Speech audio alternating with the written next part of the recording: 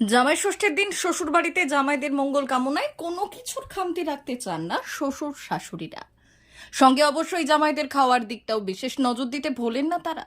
তবে এই জামাই ষষ্ঠীর দিন জামাইদের আপ্যায়নের পরিবর্তে বাড়ির বৌমাদের আপ্যায়ন করে বৌমা ষষ্ঠী পালন করল উলুবেড়িয়া কুলগাছিয়ার আদক পরিবার। বুধবার জামাই ষষ্ঠীর দিনে দ্বিতীয় বর্ষের বৌমা ষষ্ঠী পালন করল কুলগাছিয়ার আদক পরিবারের শাশুড়ি চম্পা আদক। পুত্র সন্তানের মঙ্গল কামনায় বছরের এই বিশেষ দিনে গ্রাম বাংলায় জামাই ষষ্ঠী পালন করার রীতি চলে আসছে, কিন্তু এই প্রথায় কোথাও যেন মেয়েরা ব্রাত্য হয়ে থেকে যায়। এই কারণে গত বছরে প্রথা ভেঙে বৌমা ষষ্ঠীর আয়োজন করেছিলেন চম্পা আদক। জামাই ষষ্ঠীর ন্যায় সমস্ত লোকাচার মেনে বরণ পর্ব এবং শাড়ি ও হাত খরচও দেওয়া হলো বাড়ির বৌদের। শুধু তাই নয়, এই দিন বৌমাদের জন্য ফল মিষ্টির পাশাপাশি নানা পদের আয়োজনও করেছিলেন শাশুড়ি চম্পা আদক। বৌমা ষষ্ঠী প্রসঙ্গে চম্পা আদক বললেন, কর্মসূত্রে বাড়ির ছেলেরা বিদেশে থাকার জন্য জামাই ষষ্ঠীর দিন বাড়ির বৌমাদের আর বাপের বাড়ি যাওয়া হয়ে ওঠে না।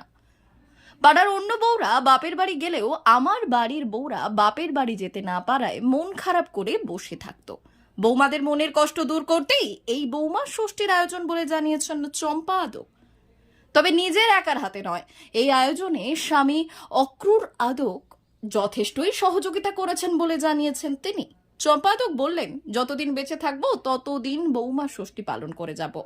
অন্যদিকে জামাই ষষ্ঠীর দিন শাশুড়ির উদ্যোগে এই অভিনব বৌমা ষষ্ঠী পালনে খুশি বাড়ির বউ মন্দিরা, ববিতা ও প্রতিমা আদক। তাদের মতে এই বৌমা ষষ্ঠী সমাজের অন্য বার্তা দেবে।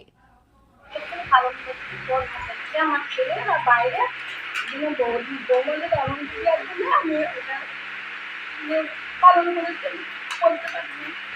কী রাখা হয় মানে ফল মিষ্টি ও জামা কাপড় ও খাবার দাবার বিভিন্ন রকম পালনটা আমি করি। গত বছর জামাইরা যেরকম শাশুড়িদের করে আমি আমার বৌমাদের করি। এরকম ঘরে ঘরে গেলে সবাই মিলে বৌমা ষষ্ঠী করি পালন, যেন সবাই করে। আমার নতুন শাশুড়ি সব শাশুড়িরাই করে। গত বছরে হয়েছিল, এই বছরেও হয়েছে, আরো যতদিন মা পারবেন ততদিন করবেন।